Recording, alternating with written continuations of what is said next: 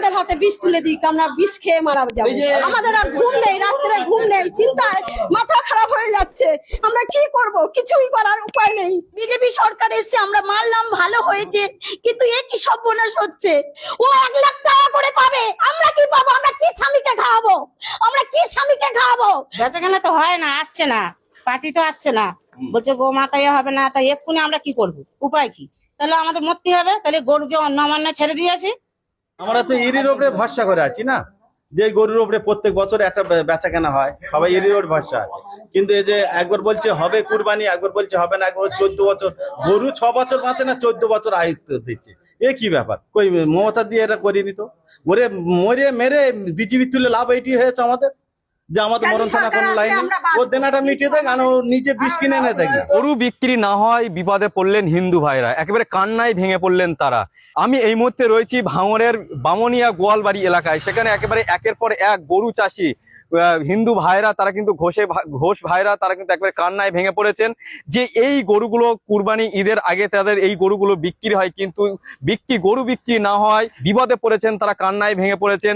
যে বিভিন্ন জায়গায় সোনার গহনা বন্ধক থেকে শুরু করে লোন নিয়ে তারা এই গরু তুলেছিল, এখন এই গরুগুলো বিক্রি করতে না পারায় তারা কিন্তু একবার কান্নায় যেমন ভেঙে পড়ছেন, পাশাপাশি নবান্নে গরু তুলে দেওয়ার কথা বলছেন, নবান্নে গিয়ে গরু ছেড়ে দেওয়ার হুঁশিয়ারি দিচ্ছেন।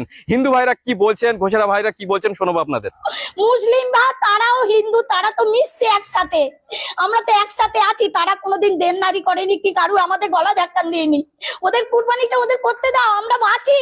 আমি কি করবো এবার, আমি কি করব? আমার এই 5 লাখ টাকা ব্যাংকে দেনা, আরো বাইরে থেকে 3 টাকা করে 4 টাকা করে সুদে নিয়েছি 5 লাখ টাকা।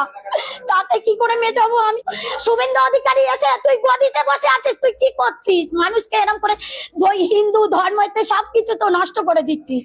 মারপিট হবে, শেষ হয়ে যাবে। আমার মতো লোক তো পুরো শেষ হয়ে যাবে। বড় লোককে পুরো পেটে লাথি মারছে, ও পুরো গদিতে বসে আছে আর গরিবদের পেটে লাথি মারছে। আমাকে নিয়ে যেতে বলো, গুলি টানতে বলো, এসে ফাইল টানতে বলো, গুলি এসে টানুক, গুলি এসে টানুক। আমি বলছি আমাকে গুলি টানুক, গুলি টানলে আমি মরে যাব, আমি নিশ্চিন্ত হয়ে থাকবো, আমার বাড়ি কোনো মহিলা আসবে না। আমি মাদের কাছ থেকে বুঝে টাকা নিয়েছি, আমি দাও, আমার গরু বিক্রি হয়ে যাবে, তোমাদের শোধ দিয়ে দেবো। আমাদের 2 মাস কি 3 মাস সুযোগ দেয় যে তোমরা গরু পরিষ্কার করে ফেলো, তাহলে আমরা গরুটা বেচার সুযোগ পাই। আর এই যে কুরবানির উপরেই আমরা তো ব্যবসা হয়, এই ব্যবসা কোনদিন চলে না। কিন্তু কুরবানিটা বন্ধ করা মানে ব্যবসাটা বন্ধ। আমি চাই কুরবানির এবারটা হোক, সিস্টেম বেঁধে দেয়, সিস্টেম অনুযায়ী কুরবানিটা হোক। পরের বারে না হয় আমরা কুরবানির জন্য আমরা বেদির ব্যবসা করবো না, গরু পুষবো না, অন্য কিছু করে খাবো।